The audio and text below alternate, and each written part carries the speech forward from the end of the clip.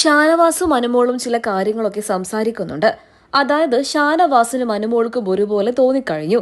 ആദിലയും നൂറയും ഇപ്പോൾ ഒരുപാട് ദിവസം ബിഗ് ബോസ് വീടിനകത്ത് നിന്നല്ലോ. ഇനിയിപ്പോ ഷാനവാസും അനുമോളും പറയുന്നത് അവർക്ക് ഇനി ആരെയും വേണ്ട എന്നുള്ള രീതിയിലാണ്.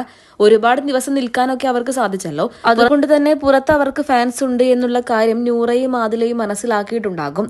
അതുകൊണ്ടായിരിക്കാം മനഃപൂർവ്വം ഓരോ കാര്യങ്ങൾ ഉണ്ടാക്കിയിട്ട് ഇവരുടെ ആ ഒരു കൂട്ടുകെട്ടിൽ നിന്ന് പോകുന്നത്.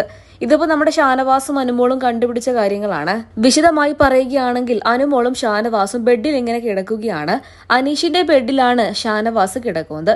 എന്നിട്ട് അവരിങ്ങനെ ഓരോരോ കാര്യങ്ങൾ പറയുന്ന കൂട്ടത്തിലാണ് ഈ ഒരു കാര്യവും പറയുന്നത്.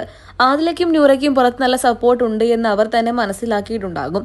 അതുകൊണ്ടായിരിക്കാം മനഃപൂർവ്വം ഓരോ കാര്യങ്ങൾ ഉണ്ടാക്കിയിട്ട് ഓരോ പ്രശ്നങ്ങൾ ഉണ്ടാക്കിയിട്ട് ഇവരുടെ ഈ കൂട്ടുകെട്ടിൽ നിന്നും പോകുന്നത് എന്ന്. അനുവും ആദിലയും തമ്മിൽ ബിഗ് ബോസ് വീടിനകത്ത് ചെറിയ ചെറിയ വാക്ക് തർക്കങ്ങളൊക്കെ പലപ്പോഴായിട്ടും ഉണ്ടായിട്ടുണ്ട്.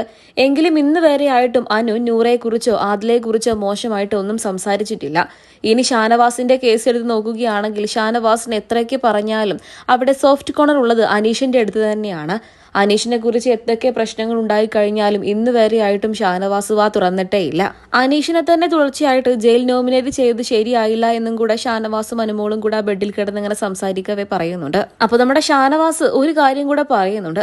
സത്യം പറഞ്ഞു കഴിഞ്ഞാൽ നമ്മളെയൊക്കെ കറിവേപ്പില പോലെ ആക്കിയല്ലേ എന്നുള്ള രീതിയിൽ. ശരിക്കും പറഞ്ഞു കഴിഞ്ഞാൽ അതൊരു വസ്തുതയാണ്. ആദിലയും നൂറയും ഗെയിമിന് വേണ്ടിയിട്ടായിരിക്കാം ഇങ്ങനെയൊക്കെ ഓരോന്ന് കാണിച്ചു കൂട്ടുന്നത്. എന്നാൽ അത് ഫെയർ ഗെയിമായിട്ട് നമുക്ക് കണക്കാക്കാനേ പറ്റത്തില്ല. അനുമോൾക്കും ഷാനവാസിനുമെതിരെ ആദ്യം മുതൽ തന്നെ ഗെയിം കളിക്കുന്ന രണ്ട് വ്യക്തികളാണ് ആര്യനും അതുപോലെ തന്നെ അക്ബറും. അതുകൊണ്ട് തന്നെ അവരുടെ കാര്യത്തിൽ നമുക്ക് പ്രത്യേകിച്ചൊന്നും എടുത്ത് പറയേണ്ടതില്ല. എന്നാൽ നൂറയുടെയും ആദിലയുടെയും കാര്യത്തിൽ അങ്ങനെയല്ല. സത്യം പറഞ്ഞാൽ ഇപ്പോൾ നൂറയും ആദിലയും ഷാനവാസിന്റെ ഇതുപോലെ തന്നെ അനുവിന്റെയും നേരെ തിരിഞ്ഞിരിക്കുകയാണ്.